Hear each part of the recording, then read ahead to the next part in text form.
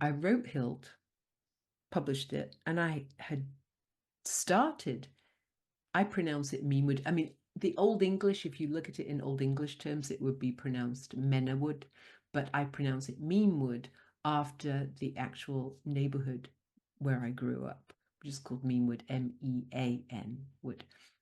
Um, so I'd written the beginning of Menewood by the time the paperback of Hilt came out. I was rocking and rolling.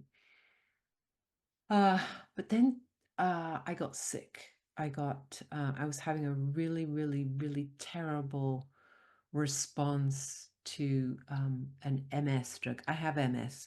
So every now and again I start a new drug, and I had this terrible response, the worst nerve pain. And so I was on heavy opioids.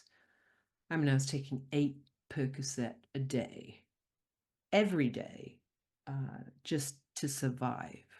And it's kind of difficult to think doing that. So I kind of got knocked off track a bit. And then I got involved in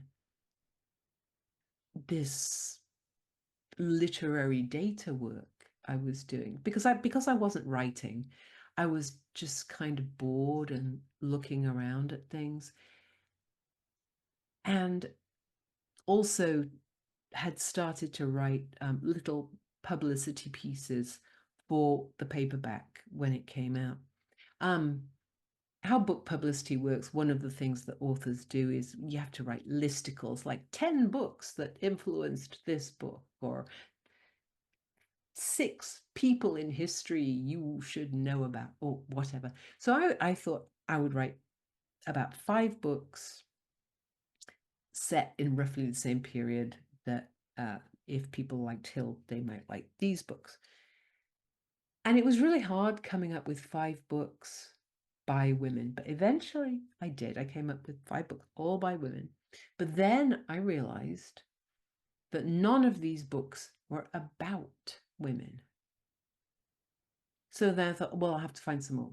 And it wasn't until I had a list of 20 books that I started to come across books about women.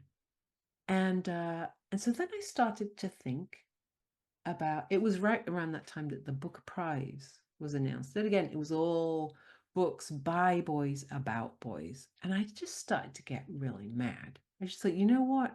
Has anyone done this work? Has anyone ever looked at the major literary prizes and how they work and whose stories really matter? So I did this whole blog post and I put it up on my website, published it, went to bed, got up the next morning to absolute madness. I had my voicemail box was full, my email inbox was full. I was calls and messages from people on 4 continents saying, we need to do an interview with you. And I'm like, what the hell is going on? But somehow the Guardian had looked at my blog post and done a whole thing about it. And the world just went mad. Like, oh my God, the prejudice in the literary ecosystem and data bias and gender bias. And there I was at the epicenter thinking, well, it's just because I was on drugs. I just was bored and I was cross. And so I did this thing. So I actually spent about a year doing all this work. I looked at bias in the movie industry, and it was the same story about who won the Oscars and so on and so forth.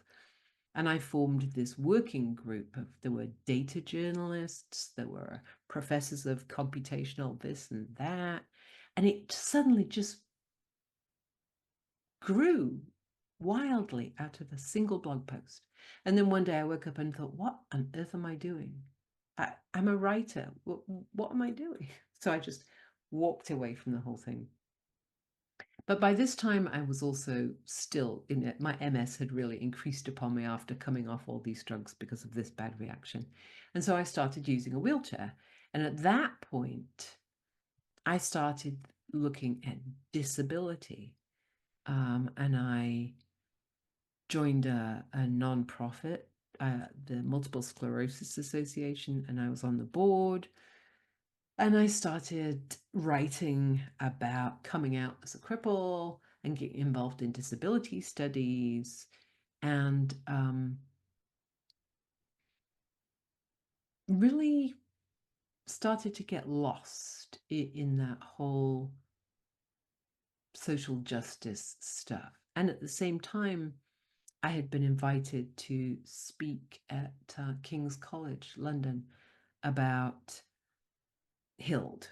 And so I went and did a talk, and there was a woman in the audience there who I'd known through science fiction before.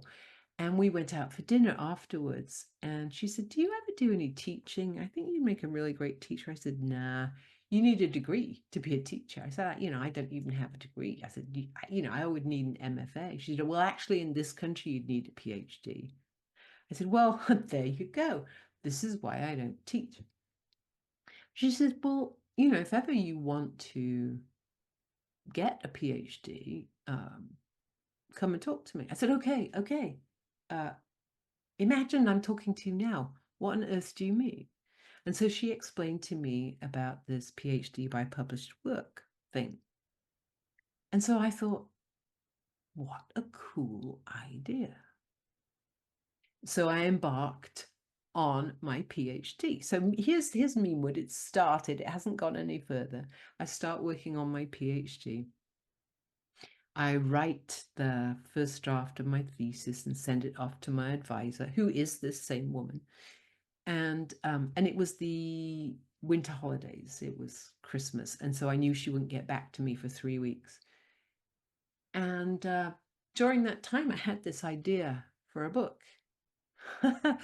It was an old idea I had tried to make work many years ago and couldn't make work. And I thought, well, I've got 3 weeks. I'm going to write. It was a novella. I thought, I can do that. So I wrote this novella in 3 weeks, the first draft of a novella in 3 weeks. And that actually turned into the book So Lucky. So I wrote this novella, and then I went back and finished my PhD. And I got my PhD. And I did a little bit of teaching just here and there, guest teaching. And then I returned to Menewood, and that I was writing and writing.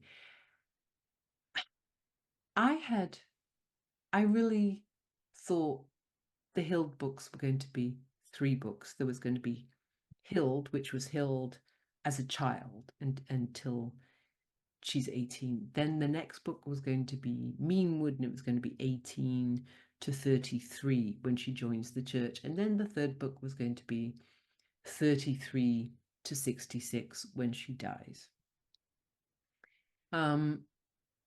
But I had got Hild 1 year further down the line in Menewood, and it was already 120,000 words.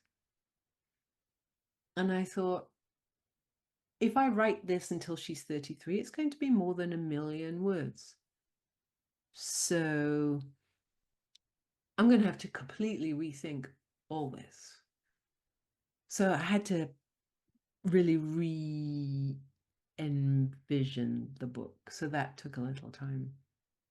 Spear is set in the 6th century. So it's set in what used to be called the Dark Ages in Wales.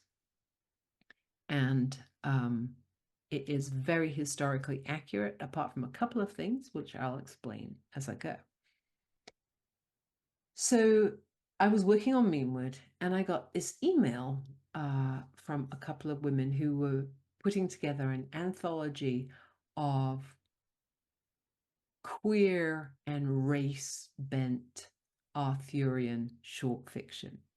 And would I please write a short story? Now, I have loved the matter of Britain, the stories of Arthur, since I was a kid. I mean, I just love that stuff.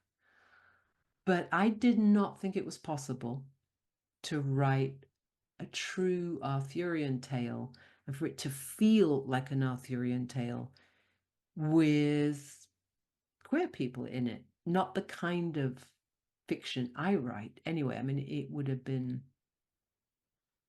rather simplistic. It would have been kind of worm turns sort of fiction, which I'm not a fan of. So I said no. And I went back to Menewood and I was working away. And I was working away and I started to have these kind of vague ideas. And actually, this vision fell into my head of this figure in a misty wood leading this bony gelding. And she was in this tattered, broken armor and holding a red spear. And all of a sudden, I thought, wow, wow, I could do something with that. And just right at that point, I got another email from these women saying, really, are you sure? Are you sure we can't persuade you to write this story? I said, you know what? I've had this idea. When is the deadline? They said, oh, it's not for a few months. I said, great. I'm having ideas about it.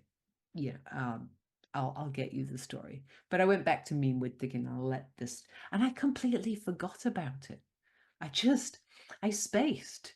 It was like I was really getting into Menewood. It was beginning to really move fast. And then I got another email from Jen saying, so the deadline's tomorrow, and we're really looking forward to the story. And I said, right. It's going to be a couple of weeks overdue. Is that okay? She said, yeah, no problem.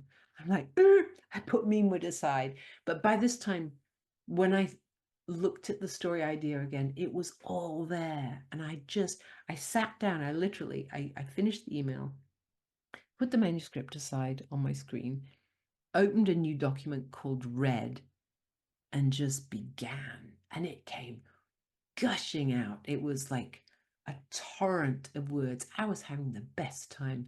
It was one of the most exhilarating writing experiences of my life. It was just, it was like trying to drink from a fire hose. It was, and in about 8 or 9 days, I already had a novella. And so I wrote to Jen. I said, I am so sorry. You're not going to get this story. It's going to be more than that. And she said she was very sorry, but I found someone else to fill my slot in the anthology, so it all worked out. So I sat down to write this short story called Red, and 17 days later, I had the short novel Spear. It just, wham, it just happened like that. It was amazing. And the finished story, that first draft was essentially what appears in the book. I added probably about 4,000 words and cleaned up a few sentences, but no, really, what it just fell out. It was just there. It was amazing.